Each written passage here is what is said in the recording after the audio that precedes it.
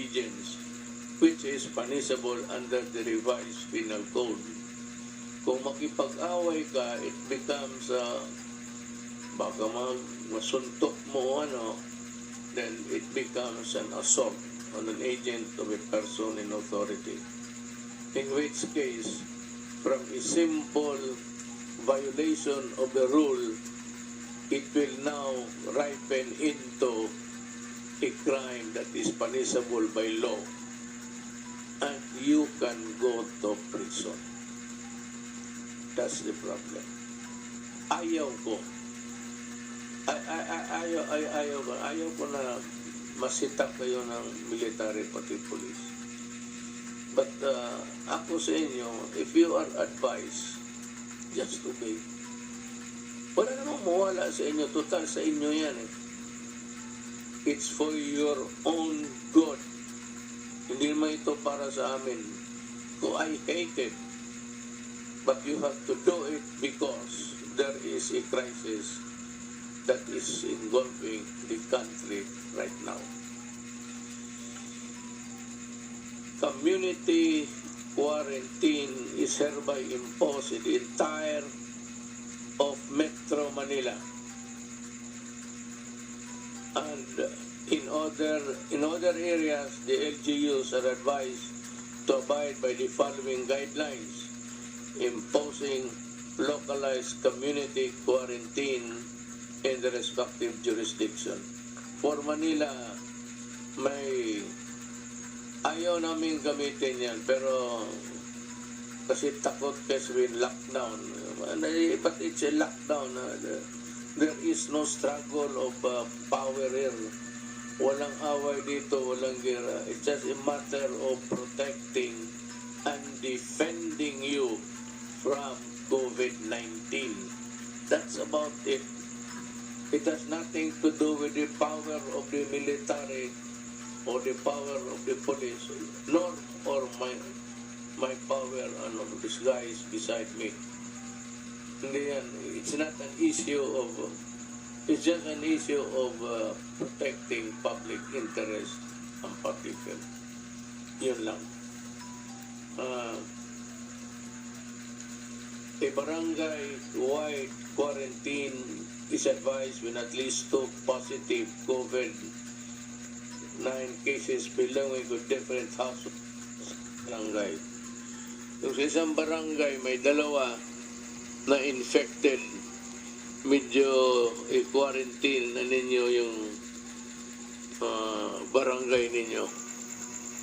Kaya itong problema sa 2, sabihin na it becomes on the barangay captain actually. The barangay captain is under the administrative code is a person in authority. That's why kung makipagsuntukan ka ng barangay captain because he is enforcing the law o awayin mo, pareho ang kasalanan mo kung lumaban ka sa police or sa person in authority. Mabigat ang barangay captain and teachers also. Teachers, because of the nature of their work, are persons in authority because they are made so by the law itself to give them the stature in relation to the work of trying to mold and teach the Filipino students. Kaya ang teacher din, kung utosan ka, sunod ka, pareho sa barangay captain. Now, if the barangay captain would ask the teachers to help in the enforcement, you better obey. Because they are in the exercise of teaching the persons there of the barangay of the danger is part of their work. Then you have the municipality city-wide quarantine is advised when at least 2 positive COVID-19 cases belonging to different barangays in the same municipality. Kung sa munisipyo kayo, tapos isang barangay dyan, may dalawa na tinamaan ng COVID-19, diagnosed to have COVID-19 infection, magka-quarantine na rin kayo. And, before I forget, I do not have enough soldiers and policemen to cover all over every inch of the country. Kulang ako. Meron ako na magamit ko ang barangay captain. Ang barangay captain is bound by what is written here, whether by way of rules implementing in the meantime or if it becomes part of an executive order. You better implement this, because if not, then you will also go to prison for dereliction of duty or simply not enforcing a rule imposed by government. Ang pinaka dito yung mga barangay captains. It falls upon your shoulders to exactly do what this regulation wants to happen. Huwag kayong magkamali dito, kasi pag hinabol kayo ng Department of Interior and Local Government, you can be dismissed or you can be suspended and you'll have trouble.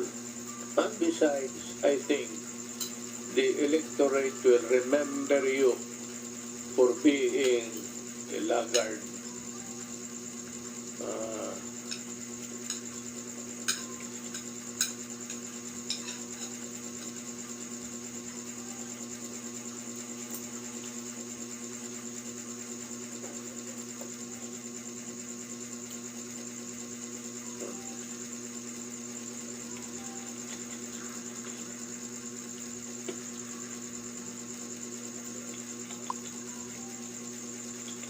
Kita mo si Senator Go, siya lang ang working hard talaga.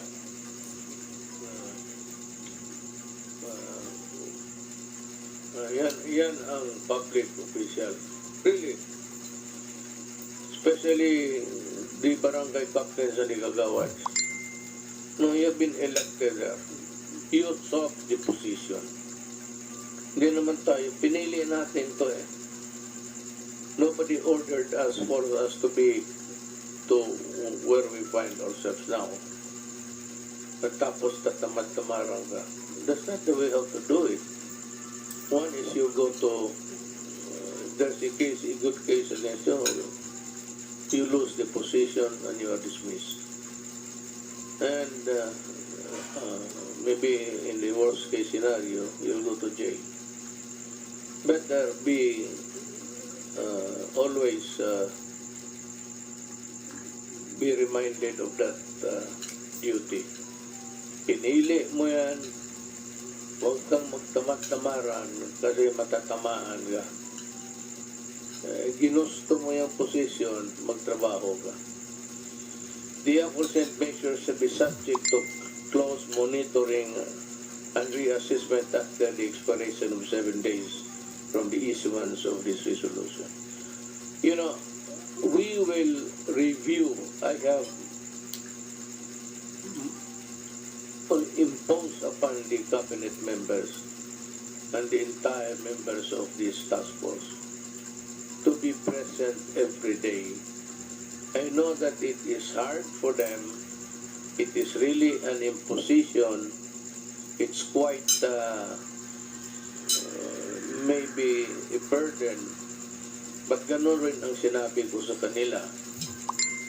Nandito tayo sa gobyerno, you choose to be a part of government, and there is a crisis with no solution in sight. Walang solution. unless there is a vaccine by the grace of God na may makita o may maimbento ng ating mga scientists. It could be the Philippines for all you know. But I'm just telling you what you're supposed to do. Ang isa is the LGU outside of the National Capital Region, yung labas ng Metro Manila, are advised to exercise sound discretion in suspending classes in their respective localities without prejudice to a determination by the national government to suspend classes if the situation so warrants. So, ang LGUs may kunting leeway and just a little elbow room para makagalaw kayo to respond to the crisis in the community. But it does not allow you to suspend classes on trivial and for stupid reasons. It is only done because you have to protect them from the team. Yan lang talaga. Do not do it just to please everybody. Or sa bagay, I have full faith and confidence in our supervisors, teachers. I'm just saying that please do not do it the way others would want it to happen. Mas maganda yung walang klase, walang gano'n. Huwag mong gawin yan because in the following statements, the Philippine National Police and the Armed Forces of the Philippines, in coordination with the Interagency Task Force, shall be called upon to ensure effective and orderly implementation of the above measures. Hindi ito martial law. It is not a martial law. It's not even something extraordinary. But what is sought to be solved here is again, walang iba except to fight the virus and to exact compliance. Mas mabuti talaga yung maniwala kayo. Now, sunod, the meeting shall be conducted daily by and between the secretaries of the number of agencies of the IATF, that is the Interagency Task Force, sa COVID, including the Cabinet Secretary, Secretaries of National Defense, Environment, Natural Resources, Trade and Industry, Social Welfare and Development, Education, Agriculture, the Chiefs of Staff of the Armed Forces of the Philippine Navy, Philippine Air Force, and Coast Guard, because in a total breakdown, I would need their help to carry on with the governance. Kailangan ko sila. Not to fight with you guys. Huwag kayong matakot sa sundalo ninyo. Sundalo ninyo yan. Ang armed forces is there to serve you. Sila yung sundalo ninyo. So huwag kayong matakot kung nandyan sila sa utos ng mga civilian authorities. Yang mag-utos sa amin, Department of Health Secretary lang naman So, but when he says to the military and the police, you have to implement this. Obey them because they have the imprimatur of the civilian authorities. Huwag kayong do not try to play with martial law, martial military. Kaya, pero ang sa totoo, ni total breakdown, public disturbance, alang-alang kami ang iharap mo, wala namang kaming, it's always the military to keep things in the country in order. sila yan. Titingnan nila na everything is every day of their working days. Tingnan nila ng Pilipinas safe at gumagana ang lahat ng mga tao, pati mga opisina. The balik manggagawa overseas Filipino workers shall be allowed to travel to mainland China except to Hubei province upon execution of a declaration signifying their knowledge and understanding of the risks involved, provided that the health advisory pamphlet shall be handed out to the OFW upon departure. Hindi nga eh. Not only pamphlet, baka hindi mo basahin. You will be gathered in one corner or in one room, one corner, at sabihin sa inyo ang mga, I don't know if it's a Tagalog or Bisao, mga risgo, the risks that you will be taking when you go back to China. But China, President Xi Jinping, for all of his goodness to us, wrote me a letter and said that he is willing to help. All we have to do is to ask. Ako, ang tingin ko, maybe there will be a time if things deteriorate that I have to call on China to help. He has said that they have managed the crisis very well in this country, and he is very much willing to help kung kailangan. So, to the Chinese government, to the people, especially to President Xi Jinping, thank you for the consoling words, and maybe I hope it would not reach to that point, but maybe we will need your help. Salamat po.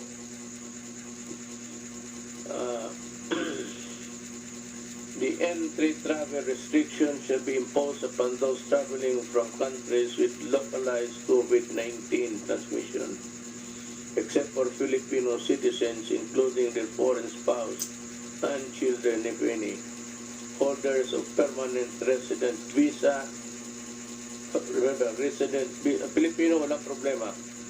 Holders of permanent resident visa and holders of diplomatic visas issued by the Philippine government. Yung travel dito ang gustong pumunta, hindi natanggapin, lalo na kung yung bayan nila has ordered a restriction sa travel. Mismo yung bayan nila hindi pumayag na mag-travel sila tapos pupunta sila dito, hindi rin natin sila tanggapin. But ang Pilipino, pati yung pamilya niya, because they are Filipinos and this is their country, they are very much welcome to come back, lalo na sa panahong ito, if they want a more secure, comfortable place. Now, with regards to itong mga diplomat, hindi naman kailangan papasok, ganyan sila. Total, kung sabihin lang rin sa kanila, huwag kayong lumabas dyan sa embassy ninyo. Huwag kayo magpasyal-pasyal, dyan lang kayo. Kasi baka kayo pa magdala ng sakit ng ulo sa aking bayan. I don't mind Filipinos giving me a headache, but I certainly do not want anybody other than Filipinos to be giving me headaches. So yan ang yun ho ang maibigay ko sa inyo na payo. You might, sometimes it's a convoluted thing to listen, pabalik-balik. Ang simple lang yan. The purpose to protect and defend you from what? From COVID-19. Then what is the purpose of government? The purpose of government is see to it the things are in order. To do that, if things deteriorate, I said, the military and the police will maintain order. Kaya nga tawag yan, peace and order. There has to be peace, and that peace, nakalagay na, orderly. There must be order in the country, and that is all. The purpose is to, I said, guard your will. Sumunod lang kayo, lahat ng bayan ng buong mundo nauna pa sa atin. Tayo tinitignan lang kasi mabilis sa kanila.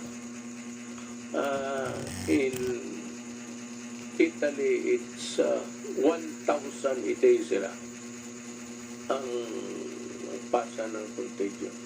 Dito sa atin, medyo maliit pa. Pero numbers in a crisis can be, growing. But overnight, makita mo, meron ng talagang mabilis na. So what we are trying to control is people with COVID. Tapos yung ilayo natin yung healthy ones. Sila yung i-target natin, not for anything but for their own good. They will be asked to maybe go to the hospital and seek treatment. Yung mga test ng test diyan sa para sa kung may infection ka o hindi. Libre yan. Libre, no? Libre, walang bayad. Kung huwag naman kung healthy ka, no need. But if you are experiencing ubo, itong ano na po, tapos pag ubo mo, masakit yung likod mo, di lungs. Ang lungs mo ang titirahin dyan. And if it's too late, hindi na kaya ng antibiotics yan. It starts with a virus. The virus weakens your body. And it weakens your body, lahat na papasok, then it will kill you. Putang ina itong virus na ito, walang ginawa, ganun. Papasok sa katawan mo yan, just like AIDS, makes you weak, then it allows other germs to come into your body, and you get sick, and usually pneumonia yan. And it's virulent, so seek treatment as soon as possible. But we are here to serve you, and every day we are meeting and in contact with the rest of the country. Meron tayong struktura. The structure really, people are asking, what is your preparation? What's the structure? My God, yung structure natin is itong health. Meron niya silang regional all over. Then meron yung city health, provincial health. But yung national, yun yung mga regional health centers. They are already well equipped and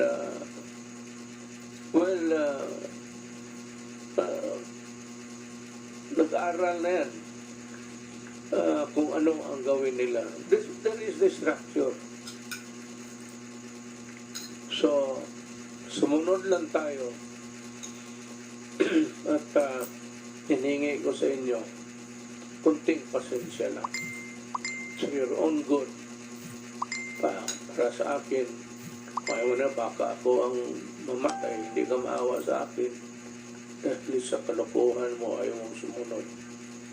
So, let's help each other at this time of our life because everything is placed in jeopardy. Delikado talaga. Totoo itong crisis talaga ito. Kasi walang gamot. Okay? Salamat po. Thank you for listening. Yung